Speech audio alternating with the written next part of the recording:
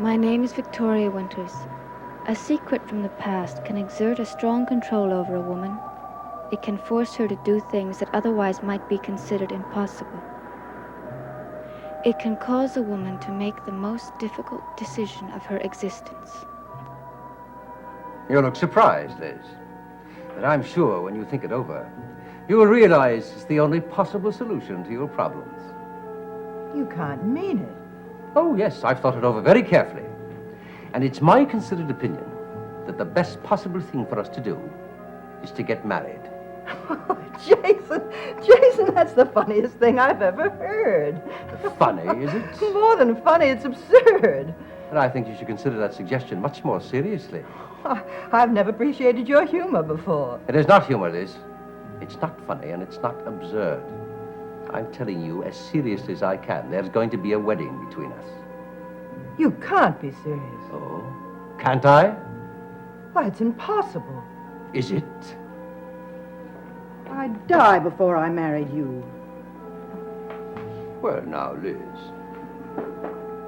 let's hope you don't have to go that far.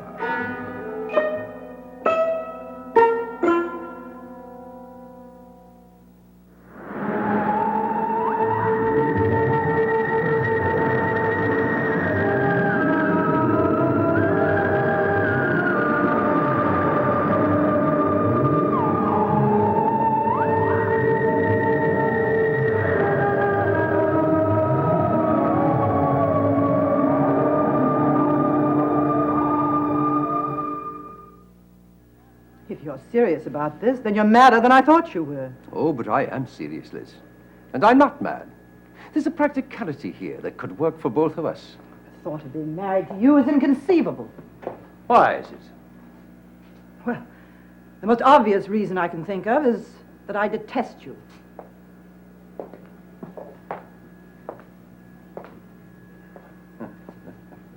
So, you detest the man who pulled you through the greatest crisis of your life. Oh, you'd like to forget the bad things, wouldn't you?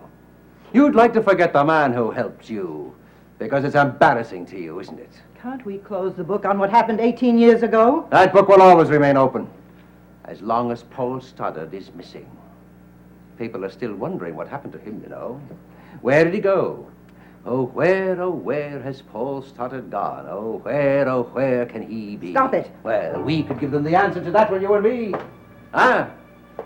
We could give them the answer now, couldn't we, Liz? Yes, we could. But the answer to that one would cause things to happen. Cataclysmic things, like investigations, diggings, autopsies, post-mortems, indictments, trials, scandal, and eventually prison.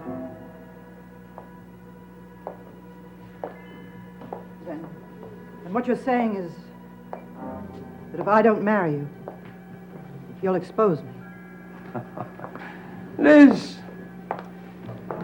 Liz, you have such an unpleasant way of putting things. It's true, isn't it? Well, now, I come from a home where justice was considered important, and I still believe in it. But we are faced here with a situation where a great deal can be lost when justice triumphs over evil. So perhaps we could make it clearer if we were to define exactly what evil really is. I think a quick glance in the mirror might answer that for you. Oh? But will it, Liz? Why not look in the mirror together and see what it has to tell us? The mirror of this house, in fact. I see a reflection of a night 18 years ago. I see myself right in this room. And I see Paul Stoddard lying there on the floor, bloodied and dead. And you, Liz, standing over him. Now, isn't that a scene depicting evil? The murderess and her victim. Did you think you were an evil person that night, Liz? I don't remember feeling much of anything. Just sort of a numbing shock. No, because what happened that night was not something you planned, was it? No. No, it occurred because, well, of circumstances.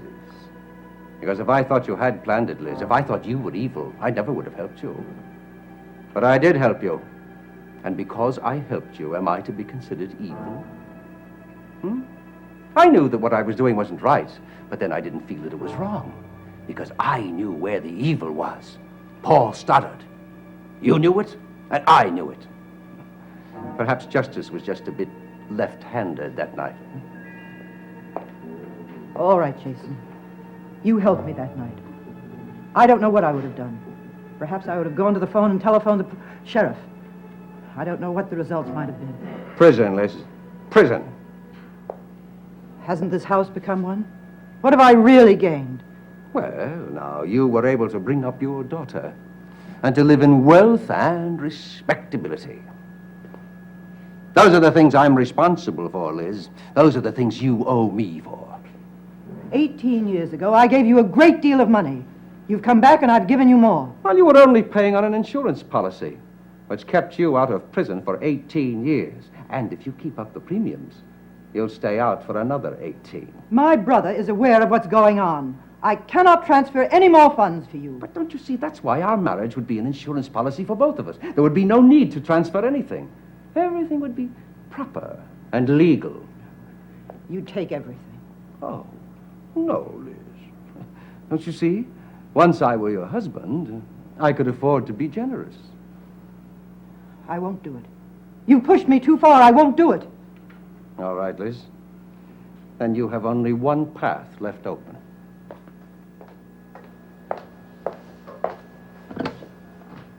It's justice time, Liz. Come on, call the sheriff and tell him you have a statement to make. Come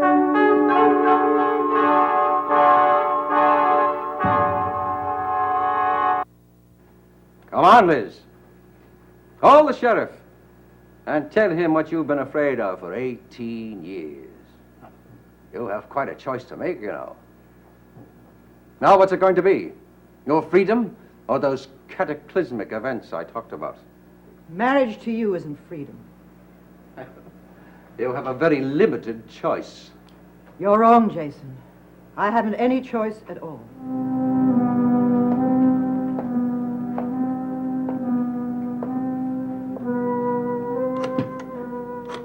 Dialing the sheriff's number, Liz? Well, good for you. Good for you, Liz. I didn't think you could do it. What's the matter, Jason? Did I call your bluff? Oh, no. Oh, no bluff. It's just that before you call the sheriff, I think there is one step we've overlooked. What's that? Your daughter, Carolyn. What about her? Well, now, how do you think it's going to look to her when the sheriff troops in here and takes her mother away right in front of her? It's not a very pleasant sight for a nice girl to see, is it? Well, I think it's your obligation and responsibility before you call the sheriff to tell your daughter what you did to her father. Now, what's the matter, Liz? Getting too deep for you? Surely you knew when you took this phone in hand that you were going to have to tell your daughter, too. Well, the time has come to tell her. You can tell her, can't you? Yes, I can tell her. Well, then, your problems are solved. And it would be nice to share this terrible thing with someone else. Share. Well, of course. Carolyn will want to share the guilt with you. After all, in a sense, you did it all for her. How can you say that? Well, it was her security you were protecting that night. I remember you crying, saying her name over and over. Carolyn, Carolyn. Stop it! It'll probably bring her closer to you. Tragedy always does. She's a nice girl. I'm sure she'll back you all the way. At least I think she will. One can never be certain how she'll react to the news that you murdered her father. Jason, leave me alone. No, Liz, we have to be realistic about this. We have to be prepared. Well, let's see. First, you'll tell her how you did her father in. And then she'll say, all right, Mother, I understand. What else is new? Well, that's what she's going to say, isn't it? I don't know what she'll say. Well, that's why I say you have to be prepared in the eventuality that she doesn't take it too well. I'm prepared to put an end to what you're doing to me. Oh. Well, I sincerely hope you are, my dear. I sincerely hope you have the strength. Because if she gives you the reaction I think she's going to give you, it's going to rock you back on your heels. It's just possible that announcement can result in Carolyn's hating you for the rest of her life. That's a chance I'll have to take. You mean you'd rather do that than enter a marriage of convenience with me? I'd rather do anything than that. Well then, suppose you let me fetch her. Yes, Jason. Do that. Now.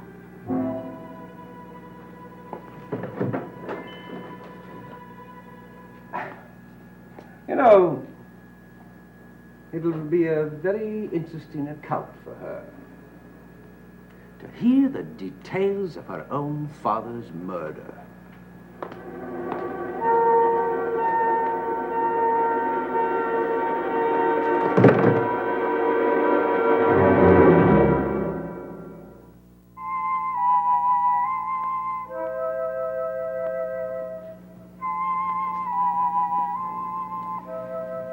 Carolyn, there you are. Hello, Jason. Your mother sent me to fetch you. Did she? Yes, she wants to speak to you. Thank you. But could I have just a few wee seconds of your time before you go in to see her? Why? Well, I thought I might offer a little friendly advice. Oh? What is it? Well, I thought that I might suggest that you be particularly, shall we say, diplomatic when you speak to your mother. What does that mean? Well, it's just that she's very much on edge, you know, quite disturbed. Disturbed about what? But about the subject on which she wants to speak. What is the subject? Well, now, I'll have to let her tell you that. I just thought I'd suggest that you try to be as understanding and as open as possible. You know, try not to be offended. Offended? Yes, you see. What are you trying to tell me? Well, I just don't want you to get your mother overwrought. You know what I mean? I'm not sure. Well, you see, it might be necessary in the course of your conversation with her to differentiate between what is reality and what is imaginary. Jason, I don't understand. Well, and please, do me a favor. Don't mention to her that we had this conversation about her. I can assure you, she'd be furious. I'm sure she would be. Thank you, anyway, for whatever it is you were trying to tell me.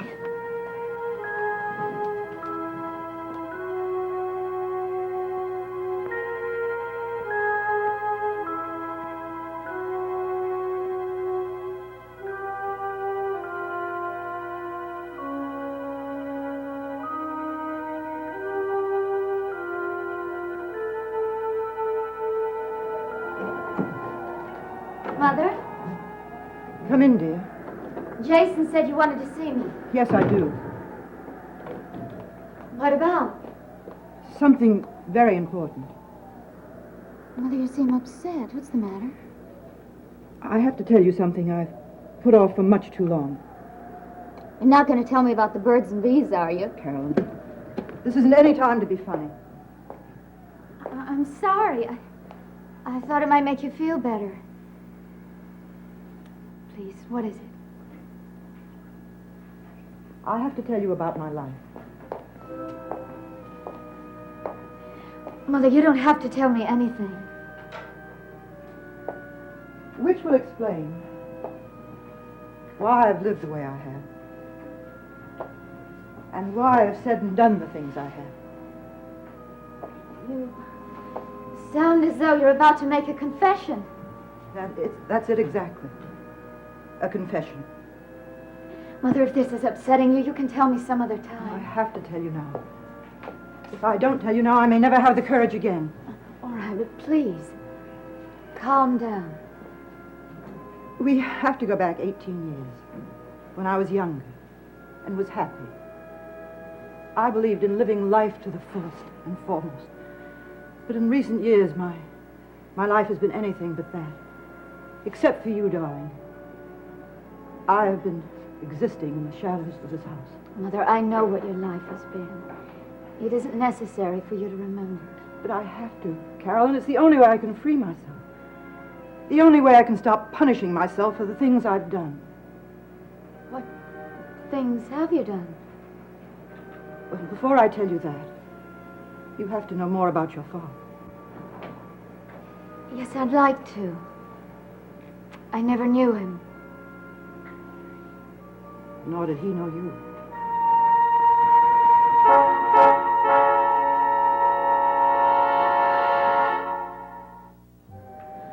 Mother, what do you mean? He didn't know me. Let me tell you about him so you'll understand. I was so in love with your father, I couldn't see, hear, or think. He was so strong and dominating, he kept me continually off balance. I thought he loved me, but he didn't. He never loved me. He never loved anyone. Mother, this is too painful for you. It would be painful for you, too. Why, Mother? I'm not sure I want to hear anymore. But you must, because it affects you. No, it doesn't affect me. And I can't go through hearing you tell me something it's not necessary to tell. You have to know about your father. I can't tell you an important thing until you do. Your father never loved you either. Mother, please don't tell me anything like that. It's true. He never wanted you. He thought children represented responsibility and took away his freedom. He seldom even looked Mother, at you. please, no. He never held you in his arms. No, please, no. I don't ever remember seeing him kiss you. Stop it, Mother. I can't listen to another word. Carolyn, wait. I don't know why you're telling me these things, but I know you're not yourself. Carolyn, he was a terrible man. He was cruel.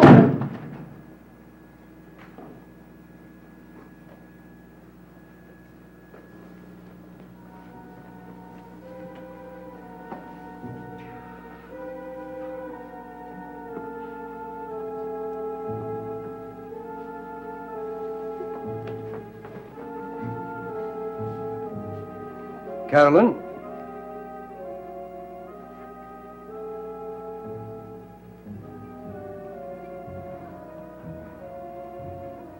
I see it went badly.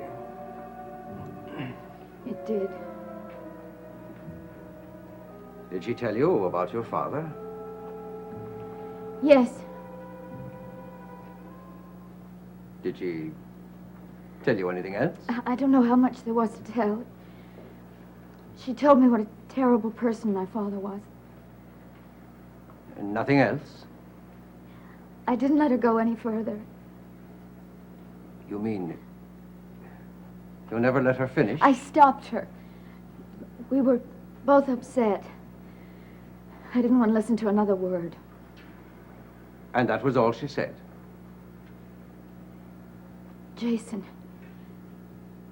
you once told me things about my father. Good things. Now my mother's telling me bad things. I don't know who to believe. Well, now, Carolyn, I want you to believe your mother. But you must understand how she feels after 18 years. Jason, there's something I have to know. And I'd like it answered with all honesty. Did my father ever talk about me? Incessantly. You couldn't shut him up. You know, he used to carry a small photograph of you in his wallet. And, well, he'd just show it to everyone. Anyone who would look. It was a bearskin rug type of thing. Did he ever hold me? Well, now, how was it he used to put it? Let me see. He has such a marvelous way of describing everything so vividly. Ah, yes, he used to say that your weight was no more than 3 tiny pink feathers. Hug you? Of course he did. He used to say you were like a little, oh, what would I say, papoose doll, wrapped tightly in your blankets. And you were like a flower, fragrant with the powders and the oils. And how he used to kiss the little blonde hairs on your head. Then you'd say that he loved me. Oh, more than any other woman in the world, including your mother, I'm sorry to say. But knowing how she feels, I wouldn't mention that to her. I don't understand her. Well, now, Carolyn, why don't you just forget what she said, hmm? Try to remember the good things. Oh, you know, It'd be worth a lot to hear what Paul Stoddard would say if he could see you today.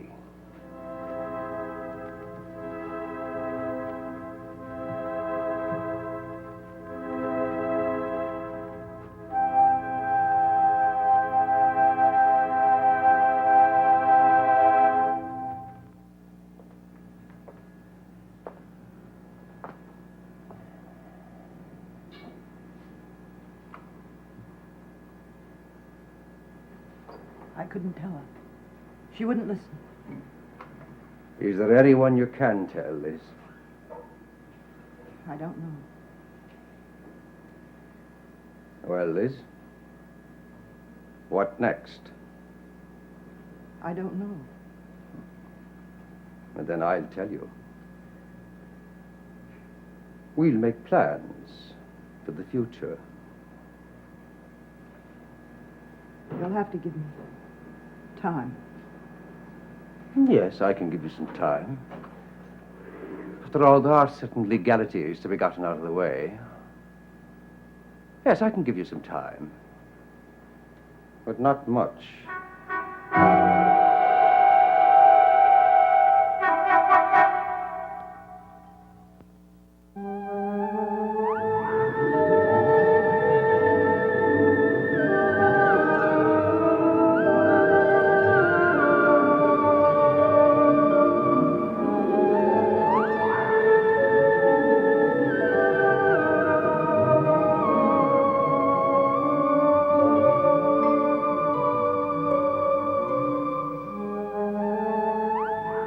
Dark Shadows is a Dan Curtis production.